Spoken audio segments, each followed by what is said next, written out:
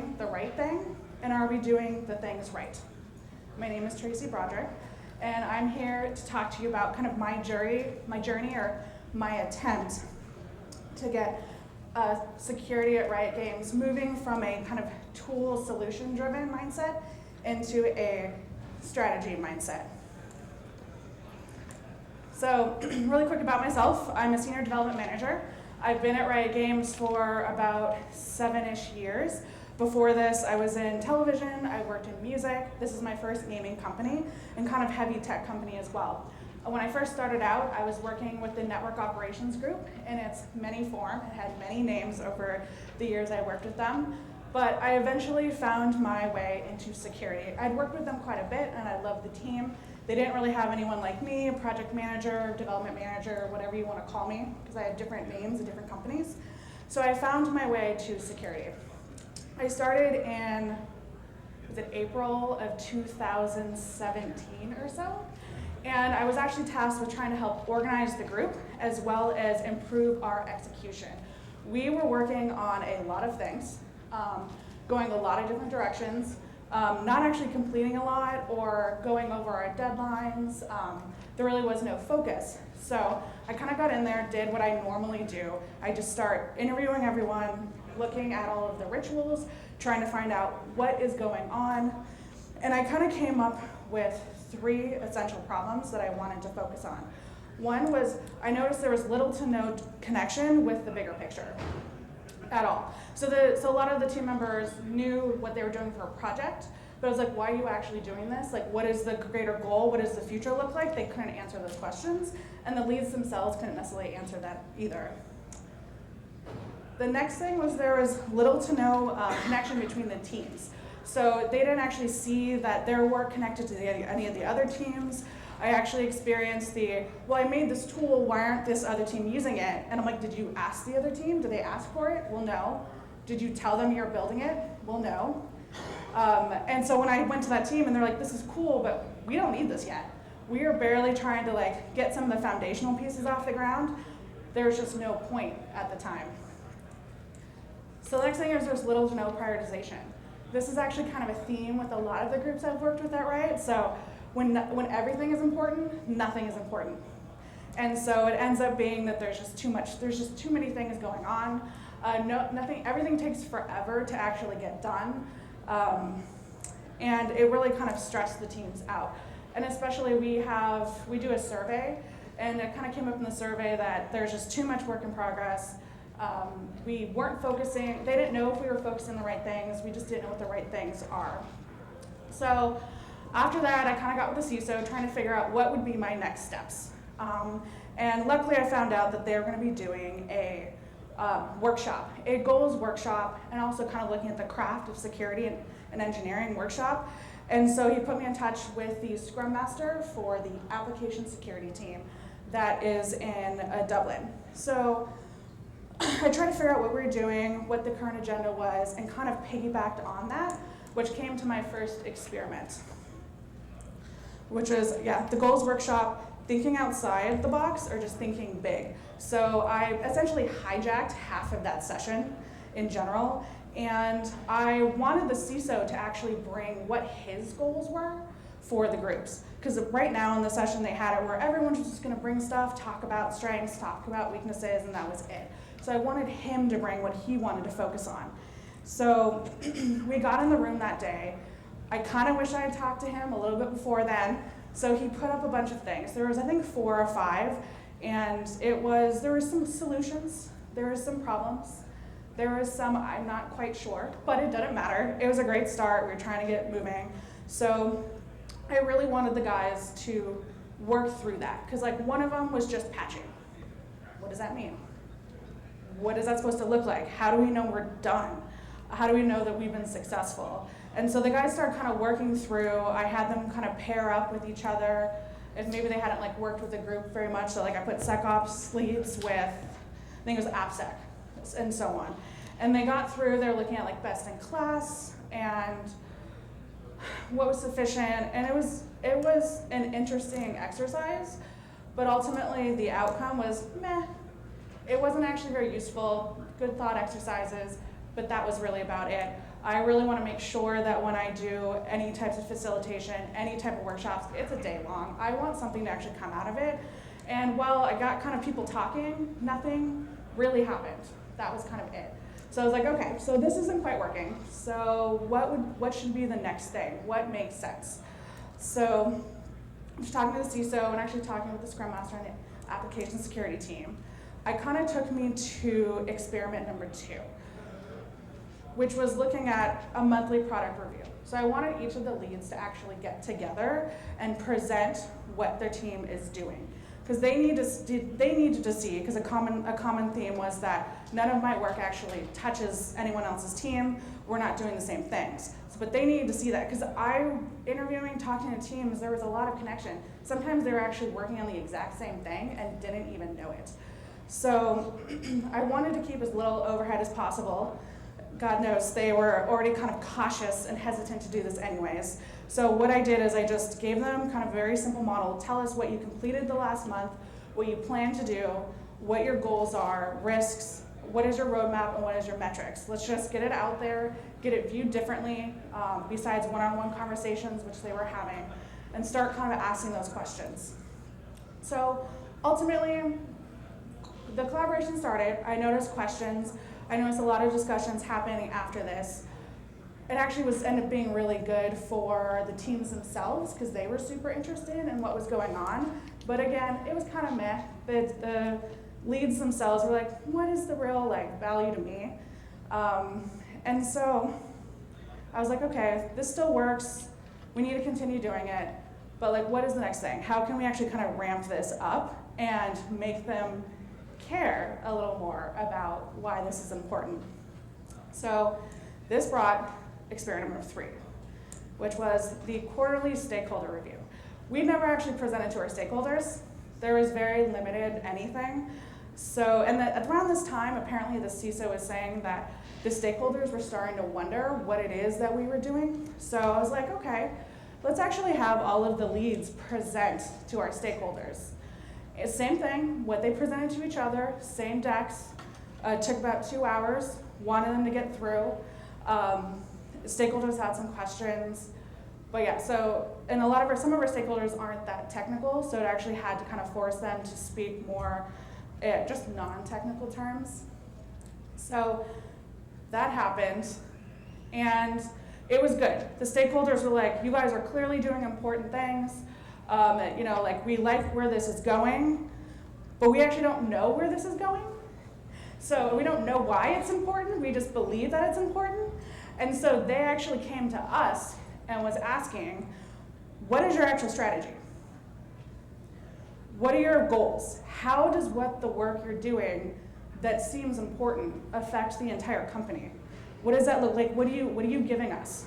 So luckily, this made me incredibly happy because it was finally going towards what I actually wanted, where I needed them to go, start seeing that. And it was also nice because I wasn't pushing it.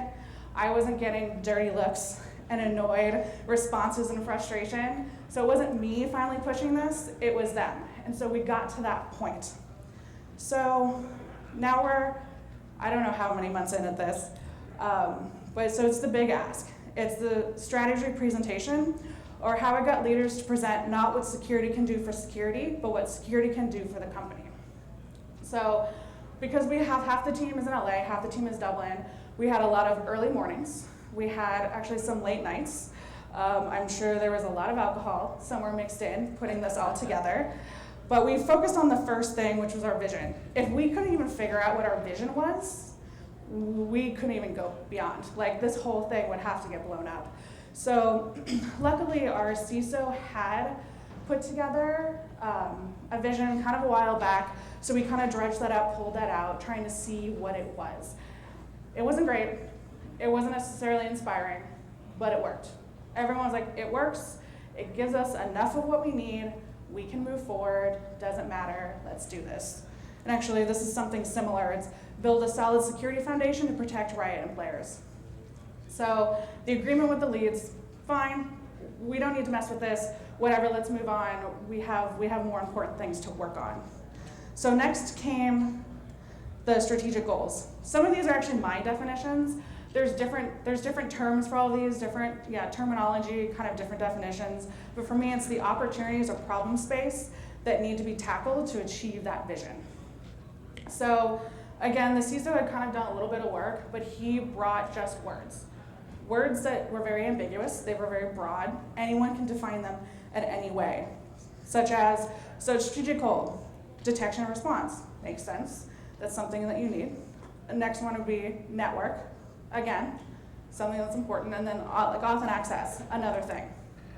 So these were good, but yeah, we needed some clarification. We needed some more definition. So what I did is I pulled up a tool that gets used with a lot of kind of company visioning and strategy. It's called Vivid Descriptors. Vivid descriptors essentially just paint a picture of what the world should look like if we have been successful, if we achieve what we need to be. A lot of times this is used for a vision, but I thought this would be worthwhile enough to use for strategic goals. So an example of a vivid descriptor is from Sony. This is actually circa 1950s. So their vision was become the company that most changes the worldwide image of Japanese products as being in poor quality. So some of the vivid descriptors we will be the first Japanese company to go into the American market and distribute directly. We will succeed with innovations like the transistor radio that American companies have failed at, and so on. It paints a very good picture. It actually kind of sets some kind of goals for where we need to go to. It explains what that actually means for them. So we did something similar for each of the 5. I think there's 5 goals at the time. So got in a room, there's probably about 3, 4, 5 sentences for each. We kind of started joking that they're not so vivid descriptors, but they were kind of good enough. At this point, I didn't need to be perfect. They didn't need it to be perfect, just enough to get them going, just enough to keep them moving forward. So just for detection and response, I'm just gonna throw out there, one of the descriptors was we are aware of attackers and cheaters and their tactics before they hit our environment and players. Again, it's kind of basic, but there's key elements in there of it's about not just attackers and cheaters, it's about also their tactics, and before is the key word. So it helps them to drive what detection and response, where we should actually be going. Another one might be, we are continually testing our defense and detection capabilities. Again, just adds some extra clarity. We can always be working on these, but it's just good enough, it's what we needed. So the next 2 things we looked at, once we had our goals, they were a bit more defined, we understood more what we should be going towards, what the North Star of each of those are. We were looking at the tactics. And obviously we have tactics galore. So much work in progress, so much has been completed. So they were like, this is gonna be easy. And the task was to basically align all of the work they've been doing to these goals. What makes sense? And so it became an interesting razor is, if this doesn't align with one of our goals, why are we doing it? What's the point? And if we still think it is important, then is there something wrong with one of our goals? Or are we missing one? So it does feedback. It's just not completely top down. They do kind of feed back into each other. But it helps create these are the projects we need to just step aside, not necessarily immediately shut them down, but get to the point when we can put them aside, icebox them, so we can focus on our goals, because it's what's important and what we deemed important. And then just to jump in with that, the next thing would be, of the work that we decided is important, what is the actual impact? What is that change that we should see if that tactic, that work has been completed successfully? That is kind of a huge piece. So make sure that what we were doing it right. Because there's a lot of different ways you can tackle a goal, but you need some type of definition, some type of success criteria to make sure you're going in the right direction. So one of those things, if we just took you were continually testing our defense detections and capabilities, you could say the tactic, one of the tactics was implement attack simulation. Again, very basic. It's something we are working on actually. But the impact of that is, if this is done, we now have a repeatable attack scenarios for unit testing, skill drills, and attack campaigns. So we basically did that for all of that. So we have our vision, we had our 5 goals, we had the descriptions of what that meant, we had all of our work aligned to which goals, We had already kind of started taking a pause on the work that didn't align. And then it's like, what is that impact? What are we going to say that the company now has, or what is then the difference if we complete these? So that was essentially our agenda for the presentation. The vision, the goals, the tactics, the impact. I'm trying to remember, I think there was only ended up being one person that presented to our stakeholders, but again, everyone was in the room, got all our stakeholders back in the room, and we went through, and we actually talked about what we completed in 2017 and how it aligned to our goals and what the impact was. And then we looked at what we were doing in 2018. Again, what the work was, what is the impact? And it was actually asking them to hold us accountable that if we don't complete these things, we have failed. And it's why we have failed, and then explain how we have failed, because sometimes it's okay, sometimes it's actually necessary. So I would say the presentation went over really well. We gave them what they wanted, they understood more about what value security could provide the company. They were just super excited. And I would say the one nice thing is they now knew how they could help us. They became advocates for us. They could go out to teams, they could already start making the connections and going, oh, this is the stuff you're doing, my product is working on this, you should talk to, list names. So you can start, they were asking us, how can we help you? Because now we understand more. And the other benefit was we presented this at an all hands for security. And so all of the engineers now on the team, as well as myself, who's new to security, understand more so what it was that we were trying to get to. They could see how their work was important. They could see the value of the work, that it was a bigger picture. They just weren't just doing stuff to do stuff, which was become very frustrating. So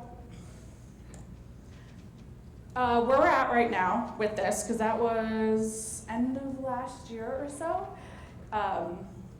is we're actually re-looking at everything we just did. We're looking at our vision, we're looking at our strategies. We want to redefine what we think we need to. We want to make them stronger. We want to reassess, where do we really want to go? And it's just constantly making that better, making it more clear. And the other thing about this kind of thought process is it's not just at a top level. We can definitely look at it at a team level. What's the purpose of the team? Why does it exist? Where is their scope? What should they be doing? Who is their audience? Why are they doing this? And then from there, figure out what makes sense. And then it also works at a project level. What is the purpose of the project? Why? If this project's been done, what should we be seeing? What should be the change in the world? Why is it so important? All of those things. I mean, you could probably do it at a task level, even if you wanted to. That might be a little much, but you can. But you have to know why. One of the things that's super important for me is making sure that all of my engineers know what are they doing, why are they doing it, why are they doing the right things, and are we doing the things right? Because for me, if they don't understand why they aren't doing what they're doing and what they're doing, then I don't want them doing it at all. I've actually told them to stop working because I don't want them wasting their time. I don't want to feel like they are not doing something important, they're not doing something valuable, because nothing's more frustrating than having to basically throw out your work. Done early, but thank you. Thank you for your time. I hope you enjoy the rest of the conference. And if you have any questions, feel free to come find me. I will be around all day.